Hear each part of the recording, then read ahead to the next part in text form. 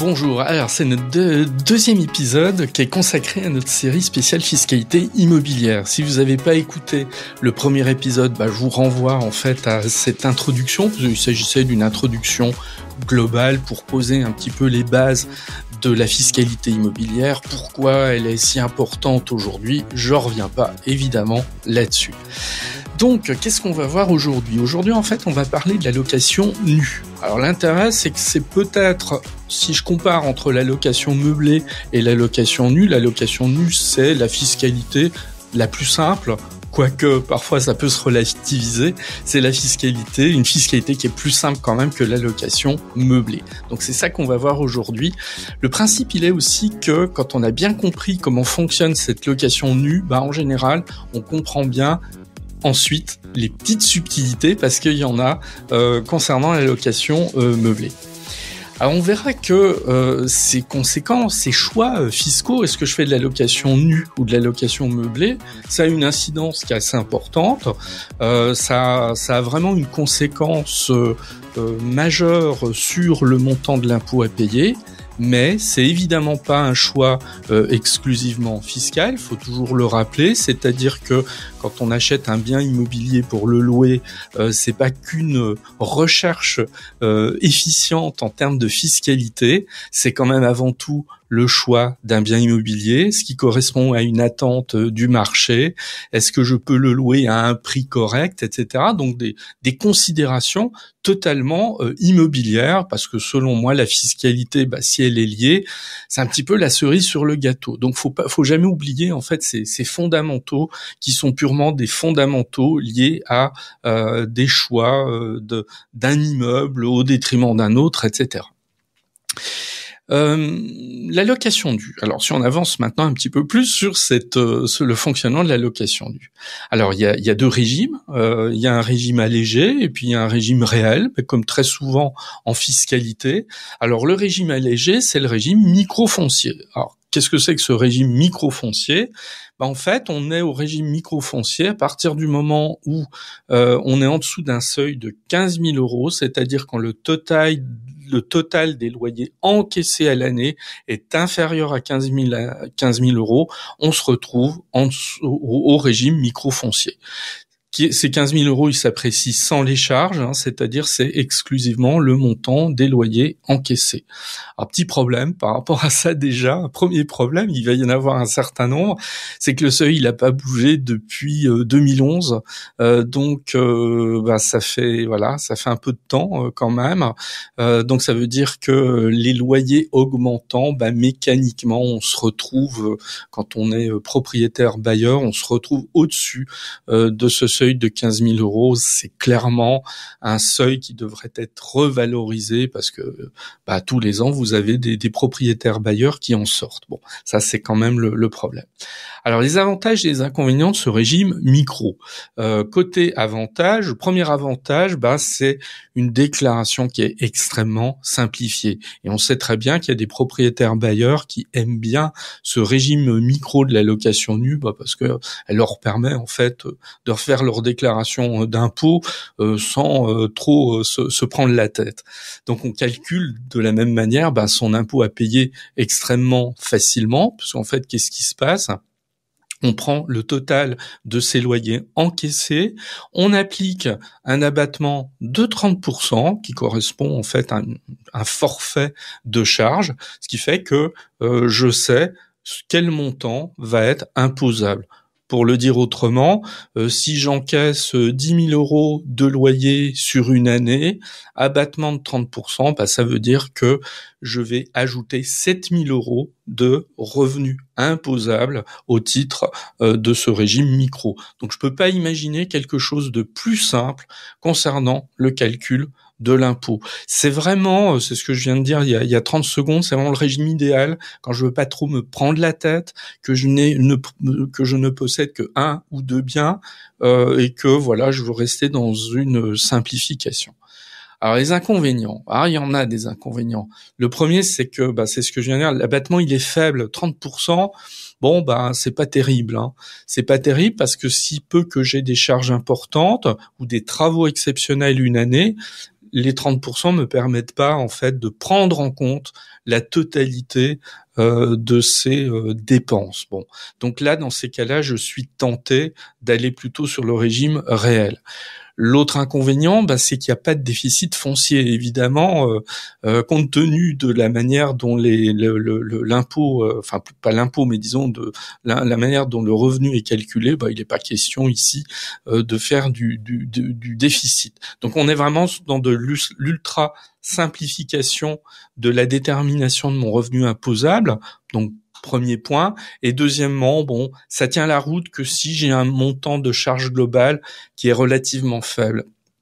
Et là encore, petite observation, quand on a vu ces 15 dernières années environ, l'augmentation assez importante quand même des charges liées au chauffage, dans des copropriétés notamment, ce renchérissement des charges a entraîné le fait que en particulier, ces 30%, ils sont pas suffisants en fait pour englober tout ça. Donc il y a beaucoup d'éléments quand même qui donnent pas spécialement envie de rester sous ce régime. Alors maintenant, on a le régime réel. Si vraiment je préfère aller dans ce système, alors parfois j'ai pas le choix. Quand j'ai des loyers encaissés à l'année supérieurs à 15 000 euros, de toute façon, je ne peux pas rester au régime micro. Je suis obligé d'opter pour ce fameux régime réel. Alors le principe d'un régime réel, il est simple, là encore, c'est les recettes moins la totalité de mes charges. Et je vais calculer, en fait, à ce moment-là, mon revenu imposable, recettes moins les charges. Alors, l'avantage dans l'allocation nue, c'est que c'est pas un régime fiscal très complexe du tout, sauf sur un certain nombre de points, et je vais y venir après, pour lesquels il faut être un petit peu attentif. Alors, comme je viens de l'indiquer, j'ai deux possibilités de me retrouver au réel. Si j'ai plus de 15 000 euros de loyer encaissé, ou alors si j'ai moins de 15 000 euros de loyer encaissé, et qu'à ce moment-là, je décide d'opter pour le régime réel. Alors, les charges déductibles. Vous voyez, il y a une petite nuance, parce que toutes les charges ne sont pas déductibles. Certaines le sont, une majorité d'entre elles, d'autres ne le sont pas. Donc il faut faire un tri entre les charges déductibles et les charges qui ne sont pas déductibles. Alors heureusement, une grande partie des charges sont des charges déductibles. Alors je vais citer certaines d'entre elles, les plus connues, les plus importantes, tout ce qui est charges de copropriété. Concernant l'impôt, la taxe foncière, alors ça c'est heureux qu'un propriétaire bailleur puisse déduire la taxe foncière qu'il paye et les inclure dans les charges déductibles, compte tenu du montant de cette taxe foncière.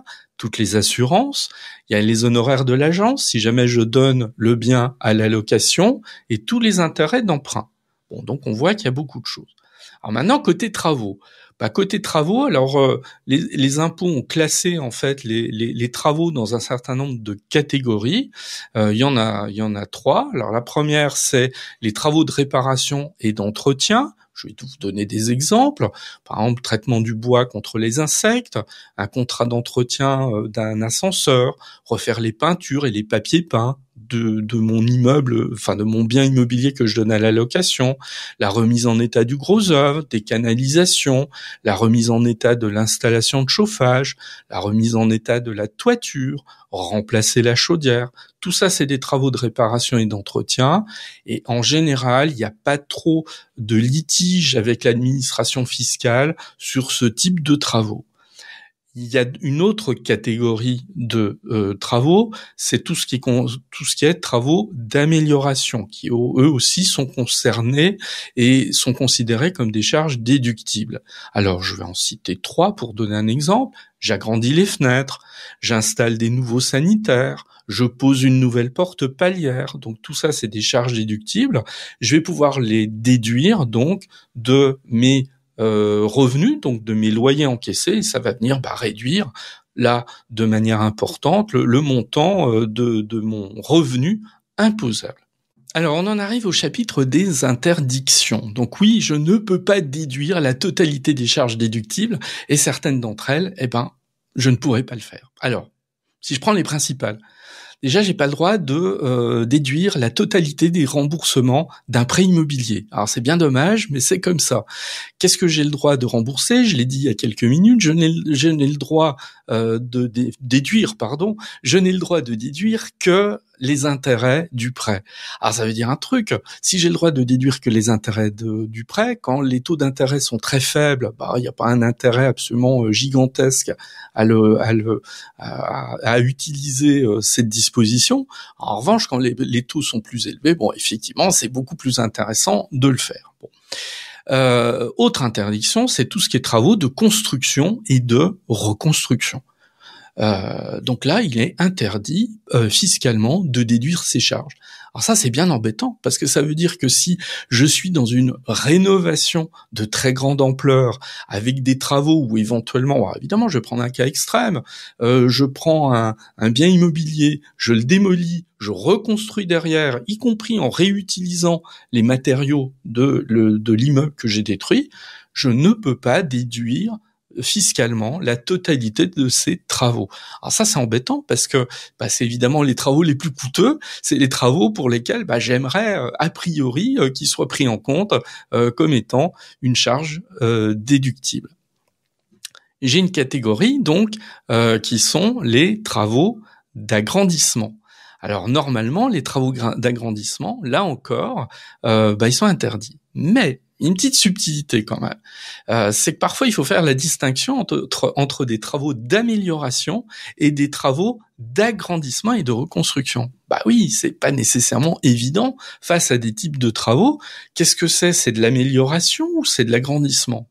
Et là on voit bien que l'enjeu de faire cette distinction, il est majeur, parce que si des travaux sont assimilés à de l'agrandissement ou de la reconstruction, ils sont pas déductibles. Puis s'ils sont assimilés à des travaux d'amélioration, cette fois ils sont déductibles. Alors les impôts, évidemment, ils ont une manière d'analyser tout ça. Ils partent du principe que quand la restructuration d'un bien est totale, c'est des travaux de reconstruction. Et là, c'est pas déductible. Alors exemple, démolir un immeuble vétuste et le reconstruire, ça c'est pas déductible. Transformer des bureaux en appartements, pas déductible. Parce que voilà ça peut être ennuyeux cette histoire-là, parce que ça va presque à l'encontre de cette incitation dont on entend parler largement depuis longtemps. Ouais, il faut transformer les bureaux, les locaux commerciaux en logements. Ça permettra de résoudre une problématique du logement. Oui, mais on voit que fiscalement là, les choses sont pas aussi simples. Transformer un grenier en appartement, pareil, c'est pas une charge déductible.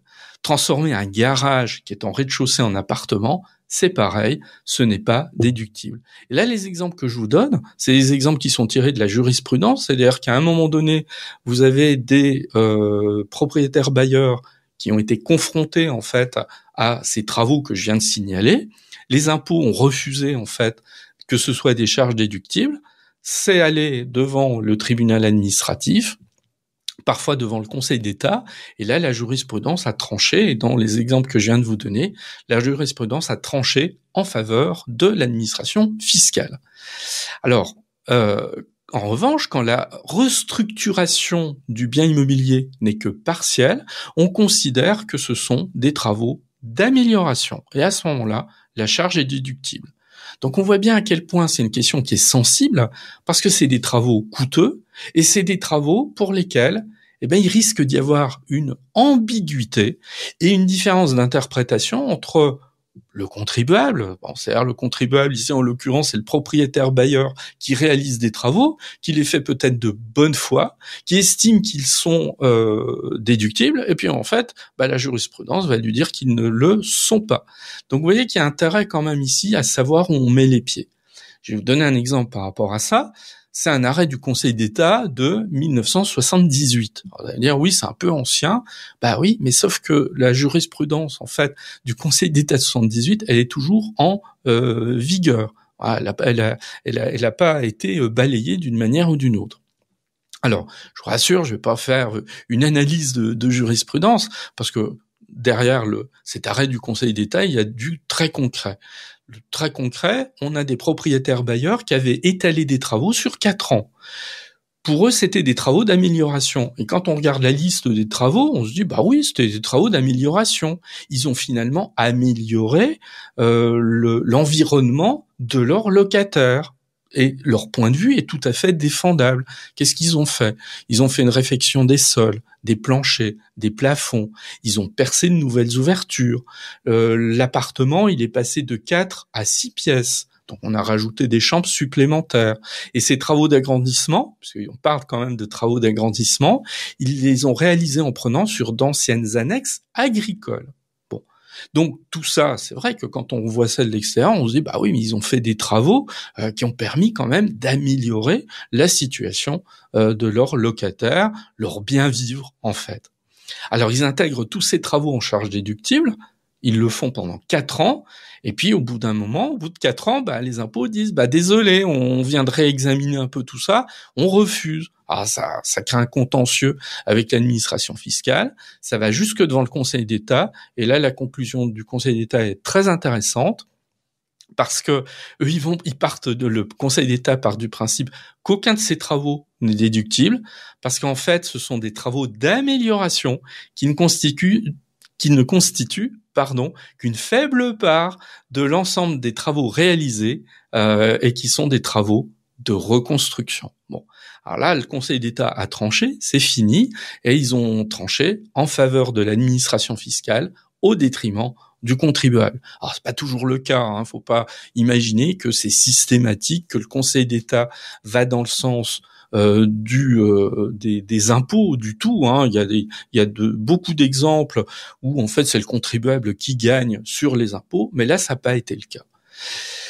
Alors, conclusion de tout ça, enfin de cette jurisprudence du Conseil d'État. Alors, je vais faire une conclusion qui est pas ultra juridique, hein, mais c'est juste pour un petit peu me sortir de considérations qui seraient de l'analyse trop juridique.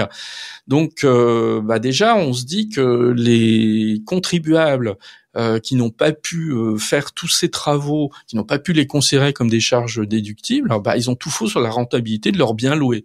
Parce qu'on n'a pas les éléments, mais on se doute que, compte tenu de la liste des travaux réalisés qui n'ont pas pu être considérés comme des charges déductibles, quand ils ont calculé la rentabilité de leurs biens, clairement, elle s'est effondrée, voire elle a sans doute été négative. Pourquoi ils ont fait alors à ce moment-là ces travaux? Bon, non pas faire ces travaux, mais pourquoi ils les ont considérés comme des charges déductibles? Mais peut-être par méconnaissance des règles fiscales. C'est pas parce que ça veut pas dire qu'ils ont voulu truander, ça veut pas dire qu'ils ont voulu faire un pas de côté, un pas de travers pour essayer de gruger les impôts. Non, pas du tout. Ils étaient sans doute de bonne foi. Enfin, je présume qu'ils étaient ici de bonne foi. Alors, faut pas non plus qu'on me dise que c'est un arrêt qui a une quarantaine d'années, il est vieux, etc. Il est toujours d'actualité. Cette jurisprudence est toujours applicable. C'est-à-dire qu'en fait, c'est une jurisprudence qui nous dit que quand on a un ensemble de travaux, si finalement la part belle elle est faite à la reconstruction, les quelques travaux d'amélioration qui seront intégrés dans tous ces travaux, ils seront pas déductibles. Bon. Alors la moralité de tout ça. La moralité de cet arrêt, en tout cas, il nous dit que la subtilité des règles fiscales, elle n'est pas à balayer, quoi. Il faut y faire extrêmement attention. Et qu'on voit bien qu'avant d'entreprendre des travaux importants, pour un bien qu'on loue, faut savoir où on met les pieds. Donc autant, vous voyez, c'est un peu à ça que je voulais arriver. On peut dire que pour une grande partie des charges déductibles, il n'y a pas de problème. Voilà. On sait que si je paye de la taxe foncière, ma taxe foncière, ça va être une charge déductible. Je sais que si j'ai des intérêts d'emprunt, je regarde les intérêts que j'ai remboursés sur une année pleine à ma banque. Hop, je vais intégrer également ces intérêts remboursés. Je vais les intégrer en charge déductible. Mais en revanche, vous voyez, sur cette petite part de travaux, qui sont des travaux d'amélioration, qui sont éventuellement des travaux de construction et de reconstruction, j'ai intérêt à mettre les choses à plat dès le départ et à faire extrêmement attention à leur qualification pour savoir s'ils vont rentrer dans une catégorie charge déductible ou charge non déductible. C'est là où il n'est pas inutile parfois de se faire aider par un spécialiste qui saura apprécier les choses. Bon. Toujours dans cette grande question du régime réel, du régime foncier, la question du déficit foncier. Alors, et là, il y a une mécanique qui est intéressante. C'est quand je suis au régime réel, je peux, si mes charges sont supérieures à mes recettes, je vais avoir du déficit. Qu'est-ce que je vais en faire ? Déjà, premièrement, ça va me permettre de pas payer d'impôts sur mes revenus fonciers. Si j'ai du déficit, c'est logique. Mais ça va plus loin. Ce déficit foncier, je vais pouvoir, il va venir diminuer le revenu global du contribuable. Alors ça, c'est intéressant. Ça veut dire qu'en fait, le déficit foncier que je vais produire sur un bien pour lequel je réalise des travaux, il va venir éventuellement en diminution. Je sais pas moi, des revenus que j'ai, de mes revenus de salaire par exemple, de mes revenus sous forme d'honoraires, ça va venir les diminuer. Donc cette diminution globale de mon revenu, grâce à mon déficit foncier, fait que je vais payer moins d'impôts. Alors c'est pas si simple parce que on a encadré tout ça, c'est l'inconvénient de ce régime foncier, c'est qu'il est encadré. Alors ce qu'on n'a pas éventuellement quand on part dans une fiscalité un petit peu particulière, qui est la fiscalité dans le cadre d'une société civile immobilière soumise à l'impôt sur les sociétés, mais ça c'est un autre problème, on va pas prendre tous les problèmes en même temps. À chaque épisode suffit sa peine, et là, vous voyez, il y a déjà quand même pas mal de choses à comprendre. Alors, première limitation, je peux pas diminuer mon revenu global de plus de 10 700 € par an. Voilà, ça c'est limité. Donc, vous voyez, j'aurai une contrainte quand même ici. J'ai la possibilité d'étaler quand même le surplus pendant un certain nombre d'années.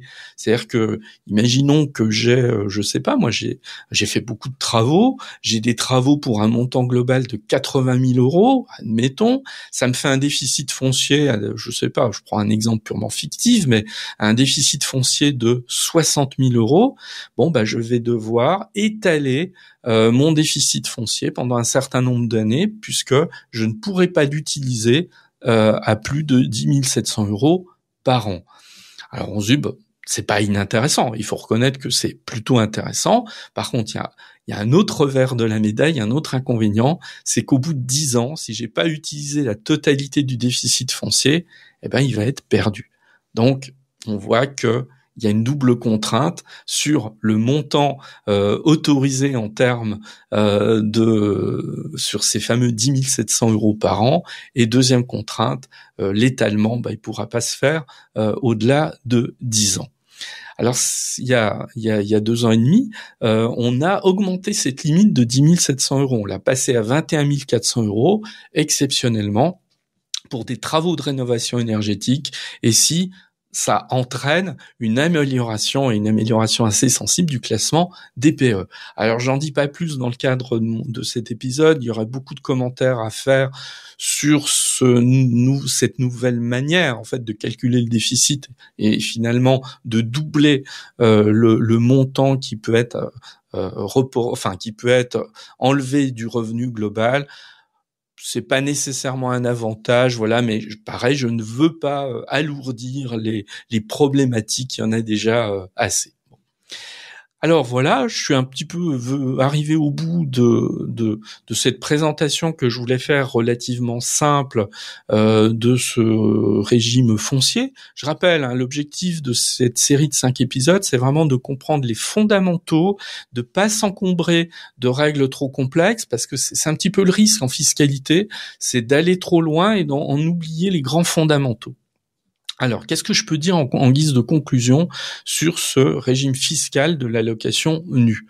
C'est un régime fiscal qui est plutôt solide. Solide parce que quand il y a eu des incertitudes, j'en ai cité une sur les travaux d'amélioration et la différence avec les éventuels travaux de construction et de reconstruction, on a une jurisprudence abondante qui date parfois de plusieurs décennies. Donc le cadre, il est carré, il est plutôt clair. C'est ça que j'appelle un régime fiscal solide, c'est qu'il existe depuis suffisamment longtemps pour que on ait pu le commenter, qu'il y ait eu du contentieux et que ce contentieux est amené à des réponses quand même fiables. Ça, c'est toujours intéressant. Il est stable. Il n'y a pas eu de changement majeur ces dernières décennies. Je vais jusque-là. C'est-à-dire que les grands fondamentaux de ce régime fiscal, de l'allocation nue, ils sont connus, archi connus, maîtrisés depuis très longtemps et ils ont peu évolué. Mais clairement, aujourd'hui, c'est un système qui est inadapté. Il est inadapté parce que le seuil de 15 000 €, il est trop faible. Il faudrait vraiment le revaloriser pour le rendre beaucoup plus attractif. Et à l'heure où on s'interroge, parce qu'on sait très bien qu'il n'y a pas assez de locations nues en France, et dans certaines villes, c'est dramatique, eh ben peut-être que là, ce sera un levier d'action d'augmenter ce seuil de 15 000 € pour en fait rendre cette location nue plus attractive. Il faudrait en même temps que l'abattement de 30%, il soit aussi revalorisé parce que il est aussi trop faible. Est-ce qu'on pourrait pas aussi en location nue permettre au propriétaire bailleur d'amortir son bien?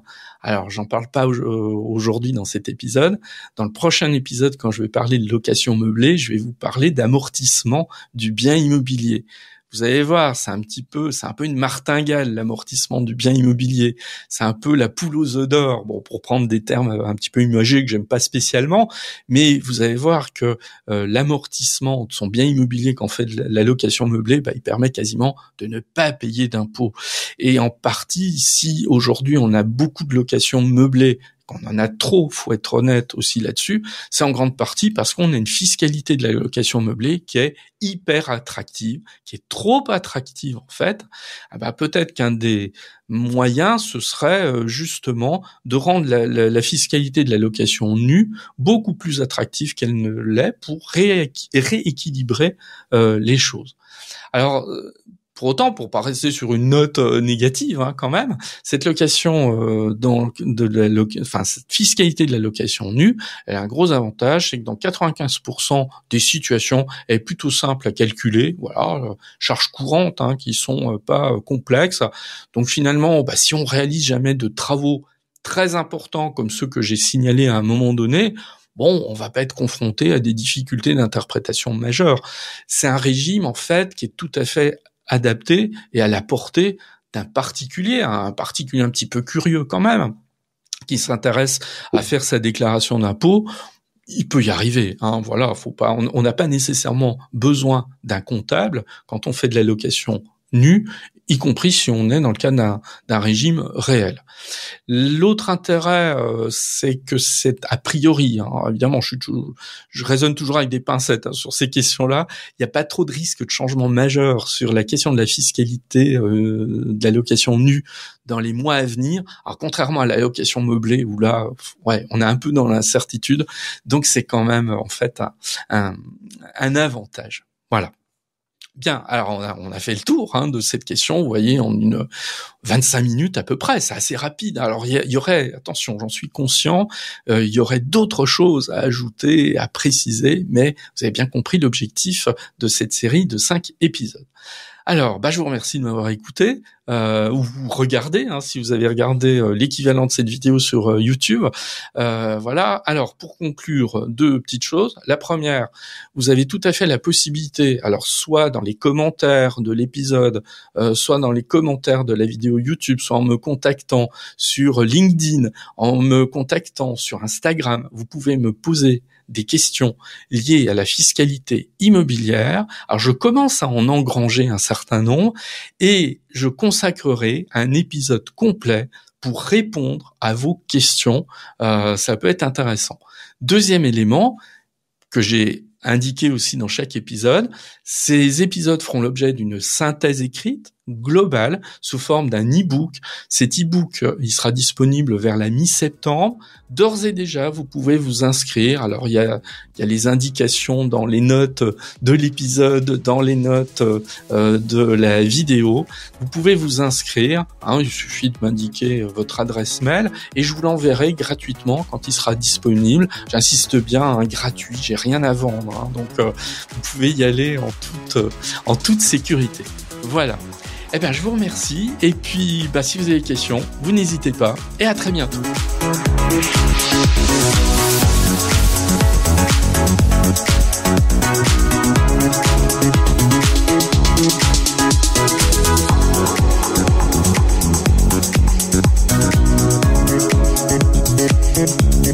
Thank you.